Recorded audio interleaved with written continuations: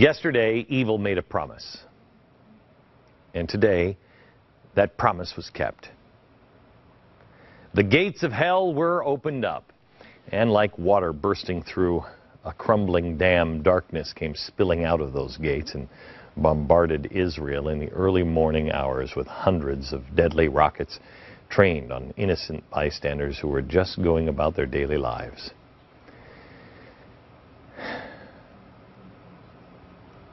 It has begun. I have warned for a long time now that the old hatreds were beginning to rise again. And the world was about to repeat an awful pattern. And here it is. This hour, Israel is at war. And if it's not already, the world soon will be at war. Because this is a battle against the armies of profound darkness. Evil. And there is no other way to describe it. It is evil. Islamic extremism is evil. Period. What else can you say about an enemy that celebrates and condones this?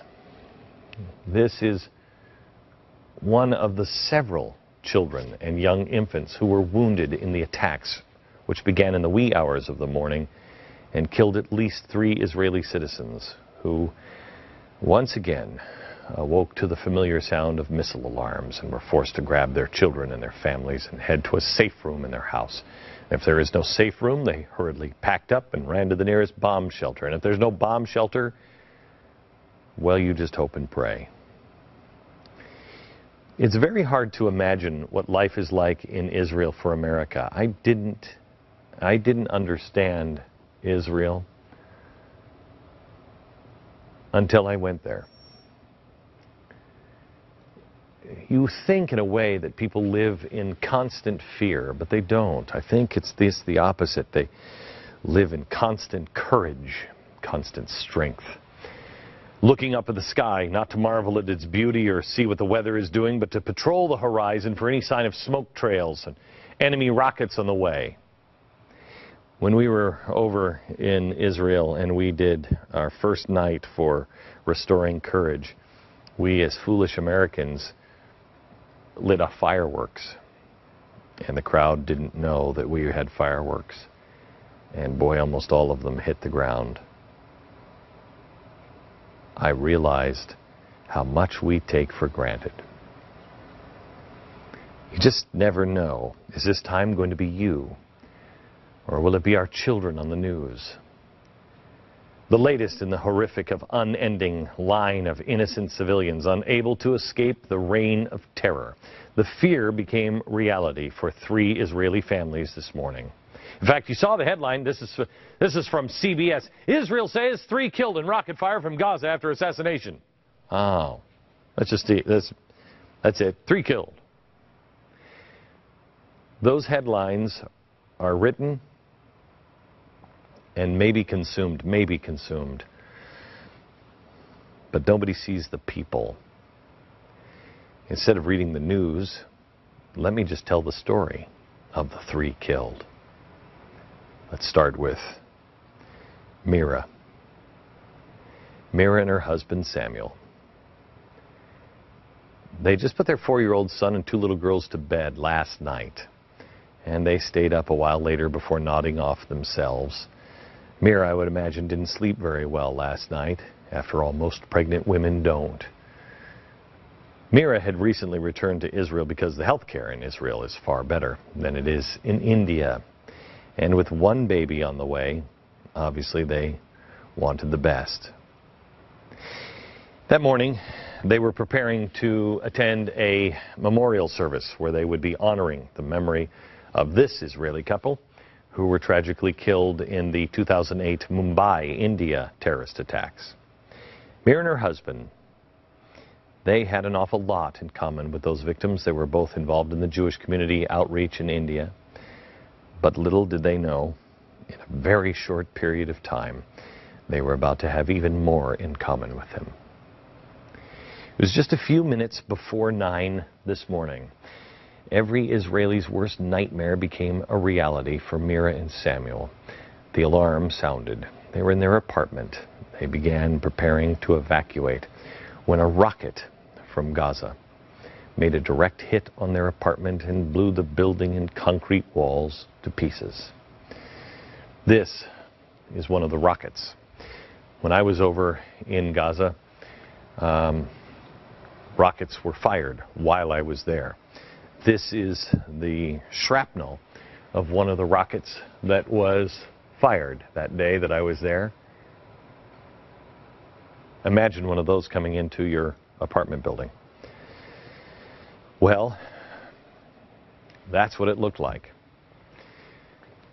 Samuel was stunned. Samuel was wounded, covered in rubble, wounded by shrapnel, but he was still alive. Put yourself in his shoes just for a second. Imagine the terror in the ensuing minutes after the attack. The terror of not hearing any of your family members, frantically searching the rubble of your home, not knowing if your wife or your children are hurt or even alive, hoping and praying, please, dear God, just let me hear the voice of one of my children saying, Daddy. Samuel's 3 children survived, but his pregnant wife was hurt badly. The neighbors quickly came to her aid, but attempts to resuscitate her failed. Mira and her unborn child passed away just a few minutes after 9 this morning.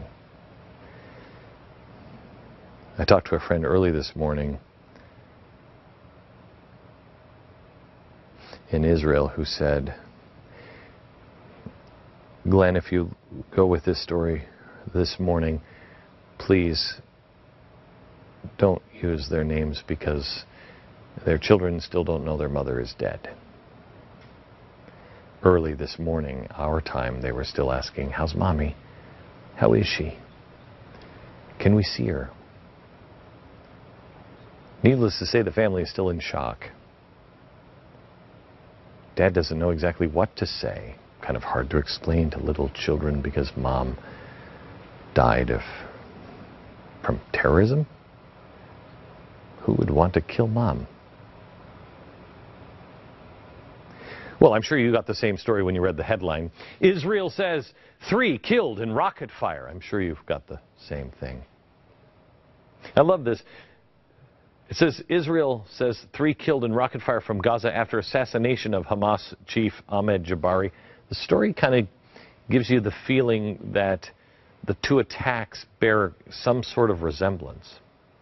The Israeli attack that they're referring to is this: a precise strike on one car right there.